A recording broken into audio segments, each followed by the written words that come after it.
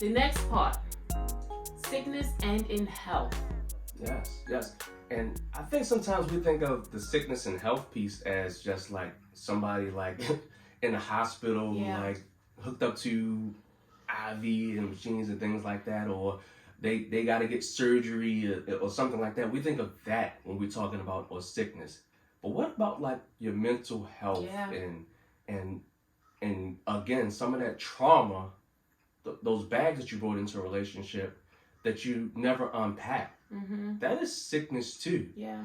And we said from this day forward, through sickness and in health, well, if you only saw the healthy version of your spouse going into the marriage because you never discussed the unhealthy parts of yourself, and we all have them, then sometimes when you start to see that sick part, you say again, I didn't sign up for this. This is not what I thought. This is not who I thought you were. I didn't know anything about this.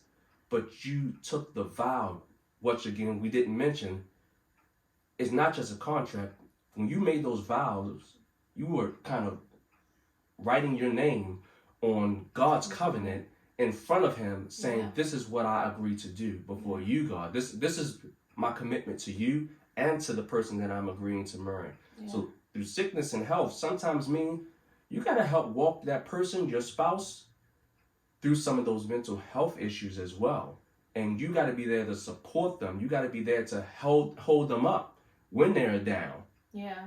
And like mental health is such a big thing nowadays. Like we talk about it, we see it every day in the media. And it's just so important that we acknowledge mental health and that we allow space for people to kind of like vent and talk about their feelings and different things like that, so that they can become healthy. Like I know I deal with a lot of anxiety, and I think it was actually a message that we heard in church, and one of the pastors has said something about like how anxiety can cause like irritability. Like it doesn't always show up as like heavy breathing, and it shows up as like irritability. It shows up as, not wanting to participate in activities. It shows up as being forgetful. Like it can show up in so many different ways. So I think as a spouse, it's important that you learn those triggers, you learn those signs and symptoms, so that you can maybe help direct your spouse, or redirect your spouse to get back on the path that is healthy for them. Because sometimes like the person doesn't even realize what's going on. Sometimes they need somebody to say, hey, what's going on? You said you were going to do this and you didn't take care of it, or you said you wanted this and now you don't want it. Like, tell me what's really going on with you. And it just opens the door for open, honest communication, so that you can help your spouse in sickness and in health. Like mental health is so real, and my heart goes out to, I see a lot in the hospital as a nurse. Like it's just so much, and I just pray that any spouse or any person that's dealing with mental health, that you have a spouse that can be understanding and compassionate and willing to help you get back on the road to health. Yes, but the thing is, you got to unpack that bag. You got to be willing to have those open and honest, transparent conversations with them about your mental health, so that you can get connected to the proper health or the proper professional help to actually help you navigate that in particular. And quite often we think like when we don't know what's going on, we say that this isn't the person that I signed up to marry, or this isn't the person that I married, but that's a part of who they are. And your goal is not to change them.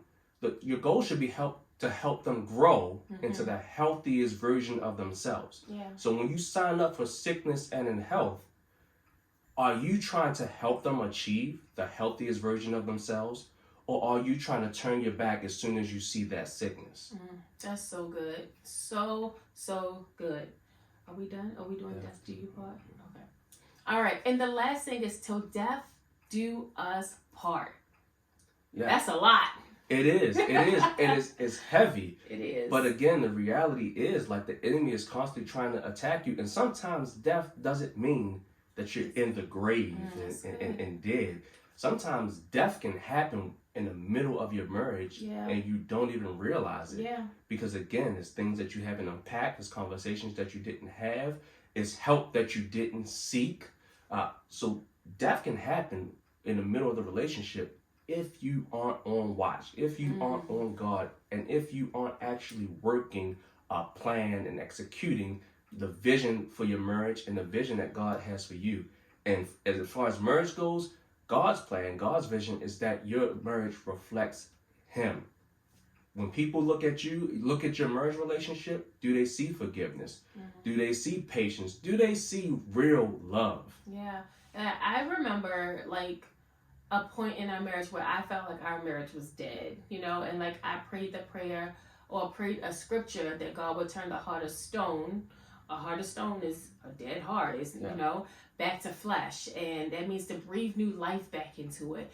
And God was able to do that. Like God was able to heal our marriage and breathe a fresh air back into it, which has brought us to this point. Like this is why we're so passionate about helping couples, because we've seen or we've done things the wrong way, and God has still used our story to kind of impact other people. So like I just want to encourage you, like even if you are on the brink of what you think is divorce, God can breathe fresh air back into your relationship. Yes.